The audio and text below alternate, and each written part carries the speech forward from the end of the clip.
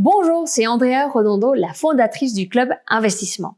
Dans cette vidéo, je vais t'expliquer quels sont, à mon avis, les 10 meilleurs films sur la bourse et les finances de tous les temps. Sans aucun doute, ce sont des films que tu ne peux pas manquer si tu veux élargir tes connaissances sur les marchés financiers et les investissements boursiers. Bien sûr, il y en a beaucoup d'autres, très bons, mais ce sont ceux que j'aime le plus, soit parce qu'ils ont un bon aspect pédagogique, soit parce qu'ils sont basés sur des événements réels dont nous pouvons apprendre beaucoup, soit simplement parce qu'ils sont des excellents acteurs et réalisateurs. Tu peux apprendre beaucoup de ces films, surtout si tu es un débutant en bourse, car tu comprendras rapidement ce qu'il ne faut pas faire quand on investit en bourse. Et si tu as déjà des connaissances plus avancées sur les marchés boursiers, tu peux t'informer sur les dernières crises boursières ou sur le fonctionnement des investissements institutionnels ou des courtiers, ce qui est toujours intéressant à savoir. En échange de tout cela, je ne te demande qu'à cliquer sur le bouton j'aime et de partager la vidéo sur tes réseaux sociaux. Et assure-toi de t'abonner à la chaîne et d'activer les notifications en cliquant sur la petite cloche pour recevoir toutes mes vidéos sur l'éducation financière et les investissements. C'est parti! Comme je te disais, je vais aborder brièvement ceux qui sont selon moi les 10 meilleurs films sur la bourse et les finances. Comme il est difficile de faire un classement car ils sont tous excellents, je les ai classés par date de sortie, de plus ancien au plus récent. On commence par Un fauteuil pour deux, Trading Places, sorti en 1983. C'est probablement le film le plus drôle de cette liste des 10 meilleurs films sur la bourse et la finance car il s'agit d'une comédie. En fait, certains critiques considèrent que c'est la meilleure comédie des années 80.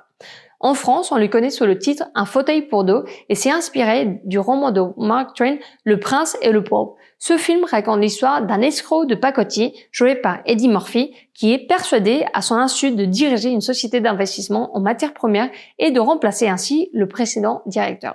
Bien que le trading lui-même ne soit pas très pertinent dans le film, les 15 dernières minutes du film reflètent très bien la frénésie d'une séance de trading. De plus, la dernière scène dans laquelle on voit les deux protagonistes négocier à court terme sur le marché du jus d'orange afin de ruiner le courtier qui les a engagés est tout simplement brillante.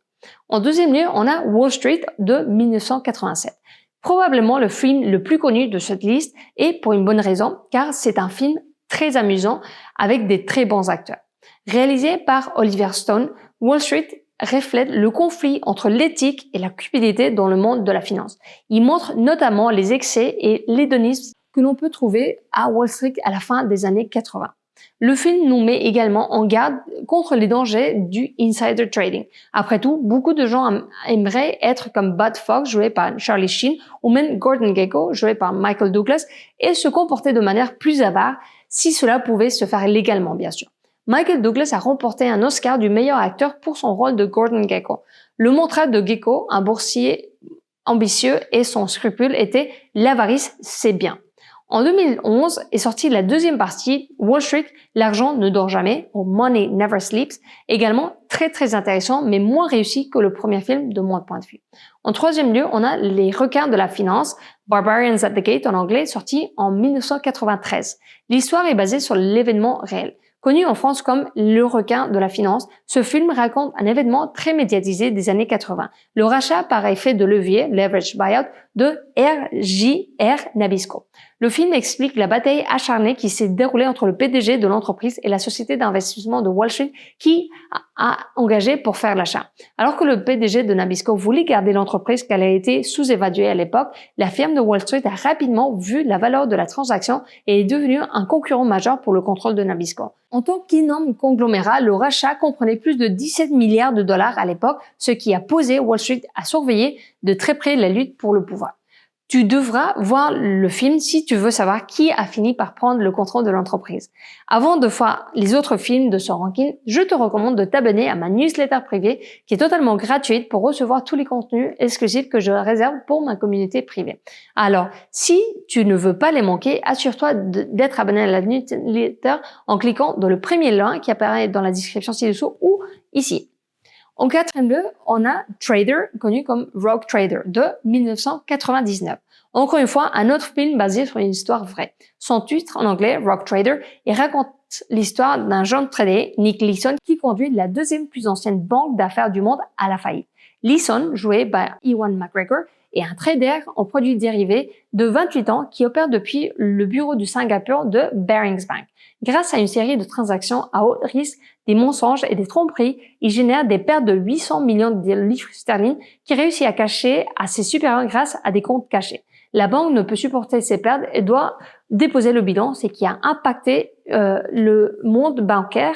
Lee Sung, quant à lui, a fini en prison.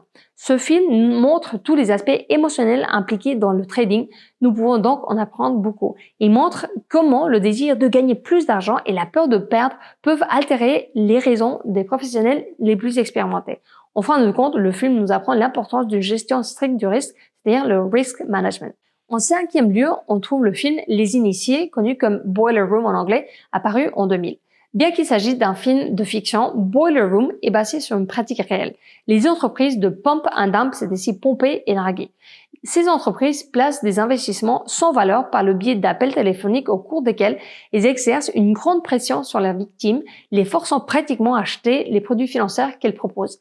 Les conséquences peuvent être dévastatrices pour ceux qui ont la malchance d'être pris dans ces pratiques. Le film raconte l'histoire de Seth Davis. Après avoir essayé de gagner sa vie dans un casino sans licence, Davis rejoint une entreprise de pump and dump. Grâce à des pratiques douteuses, il parvient à devenir un courtier prospère. Grâce à Davis, nous voyons le côté sombre de certaines sociétés d'investissement et ce que l'avarice peut faire à certaines personnes. En bref, il montre tous les stéréotypes que le public extérieur à ce monde a sur les personnes qui opèrent dans les marchés financiers. Le message que nous devons retenir de ce film est que nous devons être prudents lorsque nous investissons en bourse car les arnaques et les escroqueries abondent. Nous ne devrions investir que dans les entreprises reputées et transparentes pour éviter de nous faire escroquer par une fausse boîte de gestion. En 16e lieu, on a Inside Job, apparu en 2010. Il s'agit d'un documentaire dans ce cas. Le narrateur est Matt Damon et nous voyons aussi une série d'interviews de hauts fonctionnaires de l'époque, ce qui rend le tout très intéressant. Inside Job est un récit simple et facile à comprendre sur la crise financière mondiale de 2008. Le documentaire commence au début des années 2000 jusqu'au crash de l'automne de 2008. Par conséquent, ce documentaire te permettra de comprendre une bonne fois pour toutes ce qui s'est réellement passé et qui est à blâmer. Tu verras que le documentaire est assez critique envers les dirigeants de Wall Street, les sociétés de crédit et même les organismes de réglementation. Le film ne te laissera pas indifférent quand tu verras la grande cupidité et la corruption du système financier qui malheureusement a fini par avoir des conséquences dévastatrices sur des personnes honnêtes et totalement étrangères au monde de la finance. En septième lieu, on a Margin Call de 2011. Margin Call est un autre film qui explique bien aussi la crise financière de 2008 d'une manière directe et compréhensible pour toute personne extérieure au monde de la finance. Le film décrit 24 heures dans la vie d'une entreprise de Wall Street qui est sur le point de faire faillite. En fait, cette entreprise est assez semblante aux grandes institutions qui ont eu tant de problèmes en 2008 et qui ont fini par entraîner dans leur chute la plupart des économies du monde entier. Dans le film, nous pouvons voir comment certaines personnes au sein de certaines banques d'investissement ont pris des risques excessifs. Par exemple, on voit négocier avec des instruments dérivés complexes que même les personnes qui les gèrent comprenaient à peine, ce qui est vraiment dangereux. Une scène très frappante est celle où les deux personnages principaux parlent de la catastrophe mondiale imminente qui va se produire et du fait que personne dans le monde de la finance ne semble être conscient.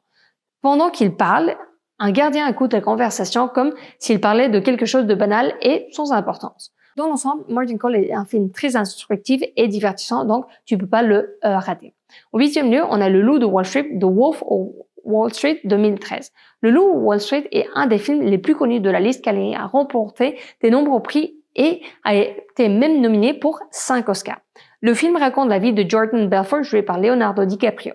On suit l'ascension et la chute d'un courtier charismatique et sans scrupules qui se retrouve en prison pour fraude. Il a artificiellement gonflé les prix des actions pour faire un plus grand profit. Le livre sur lequel le film est basé donne encore plus de détails sur les problèmes mentaux des personnages. Il détaille les défis que Belfort doit surmonter par rapport à l'alcool et les drogues pour passer du statut de personne ordinaire à celui de courtier réputé possédant de nombreux manoirs, bateaux et même des jets privés. Le film est idéal pour visualiser les grandes quantités d'argent que l'on peut gagner dans le monde de la bourse, même si dans ce cas, ce n'était pas éthique ni légal. En tout cas, vraiment un film excellent. En 9e lieu, on a The Big Short, La casse du siècle de 2015. Il s'agit d'un autre film basé sur les événements réels. Plus précisément, il est basé sur le livre The Big Short, Inside the Doomsday Machine de Michael Lewis qui, à son tour, est inspiré de la crise de 2007-2008. Nous voyons comment 4 investisseurs sans aucun rapport entre eux se rendent compte plus ou moins en même temps qu'une énorme bulle immobilière est sur le point d'éclater. Parmi ces 4 investisseurs se trouve un ancien neurologue joué par Christian Bale qui est aveugle d'un œil et atteint du syndrome d'Asperger. En prédisant l'effondrement du système financier bien avant la plupart des professionnels travaillant à Wall Street, ces personnes ont pu parier contre le système et faire d'énormes bénéfices. En résumé, The Big Short est un excellent film qui compte également de très bons acteurs, Brad Pitt, Ryan Gosling, entre autres, et aussi didactique et amusant. Je le recommande vraiment. Et en dernier lieu, on a Le Magicien des mensonges, en anglais The Wizard of Lies de 2017. À nouveau, un film basé sur les événements réels. Le Magicien des mensonges raconte l'histoire de Bernard Madoff et comment il a pu escroquer plus de 65 milliards de dollars pendant la crise financière de 2008 grâce à un système Ponzi. Les systèmes de Ponzi sont des systèmes pyramidaux dans lesquels tu reçois des rendements très élevés qui ne sont pas basés sur les performances d'un actif, mais sur le flux d'argent provenant des nouvelles personnes qui rejoignent le système. Lorsque les gens cessent d'adhérer, le système s'effondre comme un château de cartes. Madoff est joué par Robert De Niro de façon spectaculaire. Par conséquent, en plus d'apprendre comment fonctionne le système Ponzi, c'est un film très amusant dans lequel on trouve des grands acteurs. Pour conclure, je voulais te dire que dans cette vidéo, j'ai sélectionné ce que sont, selon moi, les 10 meilleurs films sur la bourse et les finances. Mais il y a aussi des dizaines d'autres qui sont super. En fait, je t'encourage à me dire dans les commentaires ci-dessous si tu partages ma sélection ou s'il y a d'autres films que tu préfères à ceux que j'ai mentionnés dans cette vidéo. Si tu as aimé la vidéo, n'hésite pas à cliquer sur j'aime et à la partager avec d'autres personnes qui souhaitent également apprendre à investir en bourse de manière ludique et divertissante. N'oublie pas de t'abonner à la chaîne et d'activer les notifications pour recevoir toutes mes vidéos et aussi utilise le premier lien qui apparaît dans la description de la vidéo pour t'inscrire à la communauté privée du Club Investissement et ainsi recevoir mes meilleurs conseils que je réserve pour ma communauté privée. C'était tout pour aujourd'hui et jusqu'à la prochaine vidéo, je te souhaite des très heureux investissements.